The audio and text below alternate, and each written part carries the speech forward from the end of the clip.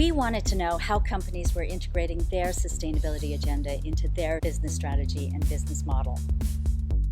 We reached out to companies on a list from Actual Hållbarhet's most sustainable companies in Sweden from 2019. We also looked at a list of Swedish state-owned companies as well as our own customers. We asked them approximately 10 questions during our 1-hour interviews, asking them how they prioritize, integrate, manage, and communicate their most important sustainability topics.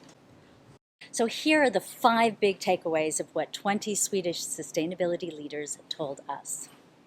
Number 1, the secret sauce of integration. Make sure that you have a commitment to change.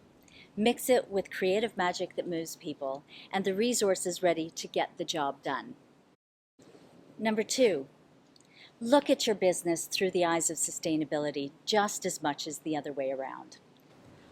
Number 3, deep integration requires transformational thinking. Most likely, this will come through an understanding of what's most important and the outside-in mentality that comes from collaboration with others. Number 4, the most impactful progress is achieved with robust management systems that clarify your journey, identifying who in your organization will help change, and raising awareness on the challenge at hand. And 5, sustainability integration shouldn't be tackled any differently than any other process. It's important to find your company's way, based on your company culture and your business model. As we spoke to 20 Swedish companies, we found 4 exciting reasons that lay behind developments and called these pivot points, different points of focus driving integration within a company either in tandem or alone. The first is the use of sustainability as a strategic enabler.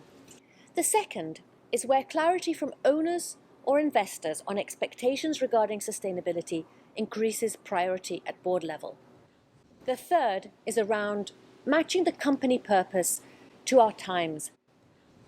And last but not least, the 4th pivot point shows how the concept of license to operate is sharpening to include responsibility for all the impacts of company operations, positive and negative.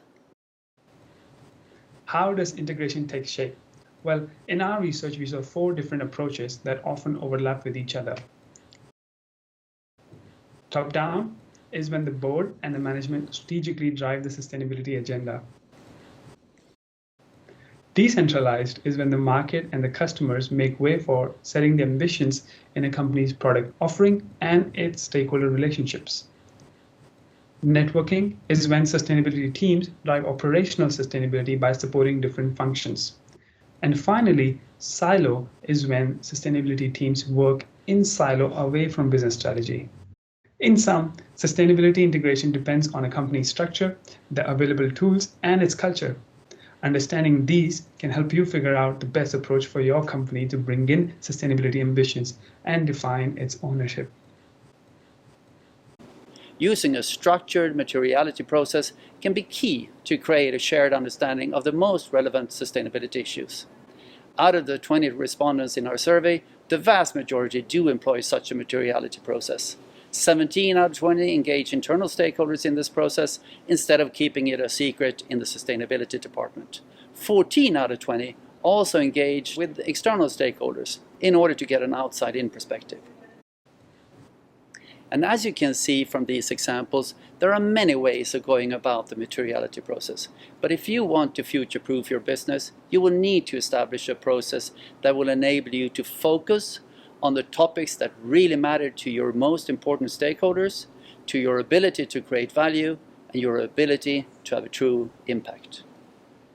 Based on our research, targets really can trigger change. We see, however, that there is a shift in how companies are using targets.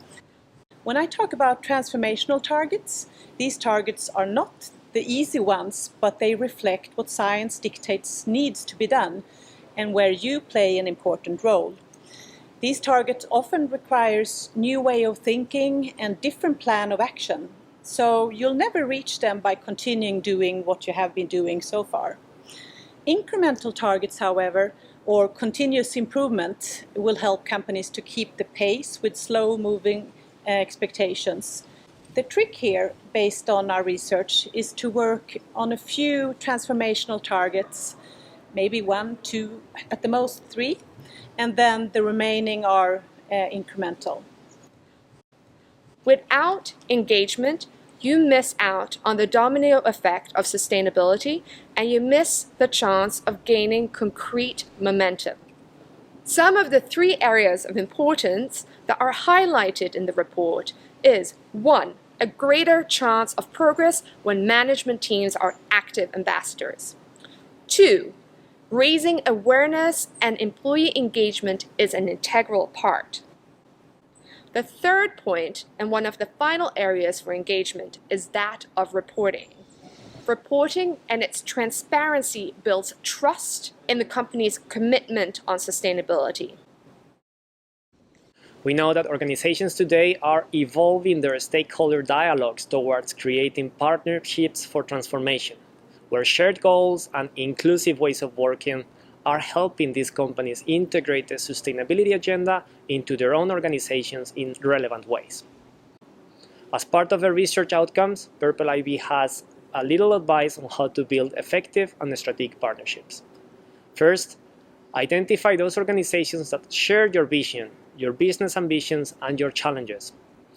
Identify those who can help you achieve your strategic goals. Look for organizations whose expertise is aligned with your most relevant sustainability topics. And finally, participate actively in networks to find partners with similar objectives who can drive the agenda forward. Thank you.